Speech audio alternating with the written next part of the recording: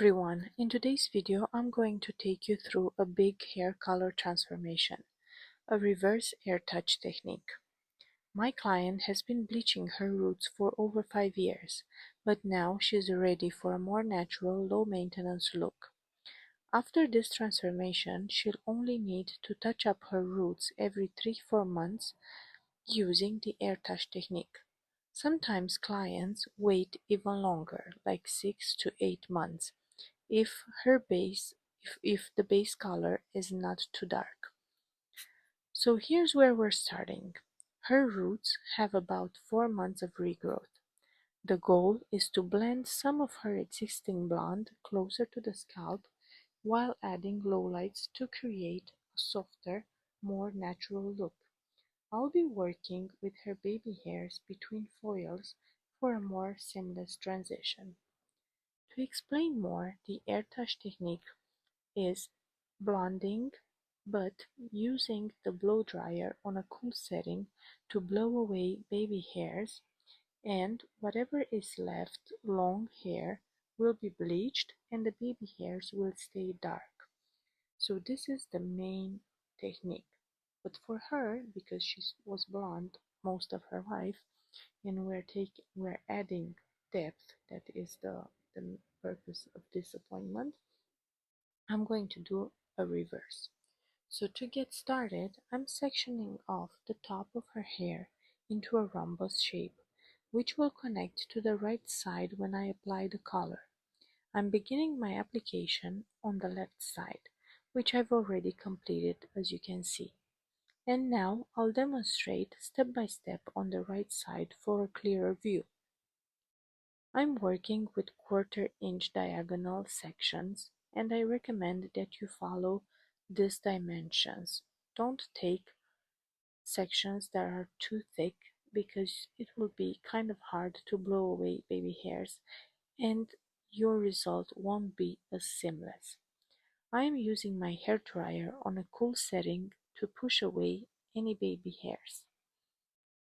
I'm applying the lightener just to the roots using Schwarzkopf Igora Super Plus mixed with a 3% developer. I'm using a 3% developer because this is enough to lift my level 6 natural hair that I'm working on. Also, this application takes very long time, so the 3% developer has enough time to do its job, and I'm working at peace without rush, thinking that I might overprocess or something. As I go, I'm careful not to leave out too much baby hair, since she has some breakage, and we want to avoid adding too much depth in those areas when applying the lowlights. So I only want to add lowlights on the baby hairs, not on the breakage, because that will create like thick uh, lowlights and the final result won't be as seamless. After completing the highlights in the back, including the rhombus section on top, I'll move back through the foils to add lowlights. I prefer to do this because this whole application takes around 2 hours and 30 minutes, and I want to avoid over-processing the back, and more likely I will wash out the back foils first.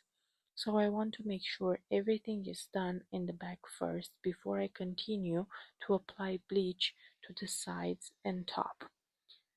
For the lowlights, I'm using Schwarzkopf Vibrance Demi-Permanent in levels 6 and 7 ash with 1.9% developer in lotion. I'm using the lotion version of the developer because I want the color to be deposited very well. I don't want a transparent kind of see-through result. I want a deep deposit of level 6 and 7. So I'm aiming for a soft, natural contrast that complements her natural level 6 without being too dark, but I don't want it to be transparent either. I want it to match her natural level much as possible. Once I'm done applying lowlights in the back, I'll move on to the highlights on the sides and top, and then I will go back to add lowlights in between. I'm also using different colored foils to make it easier to check the processing throughout. So, for my highlights I have used blue foils, and for my lowlights I am using black foils. Both are from Framar, which I like a lot. And like this, I will only open the blue foils to check how the bleach is working on her blonde. If you have more questions or any questions about Airtouch, I just want to let you know that this is my go-to technique for lived-in colors, for blended blondes, for reverse balayage or reverse air touch when someone like this situation wants to have more dimension. I prefer this technique more than any other technique because compared to teasing, you don't have to detangle the hair by using air touch, and the result is amazing. Also, you can go very close to the scalp with your highlight, which helps your client to have more longevity for her blonde. So I hope you enjoyed watching this reverse air touch transformation, and if you have any questions about the technique or products I used, feel free to leave a comment below. Don't forget to like and subscribe for more tutorials, and I'll see you in the next one.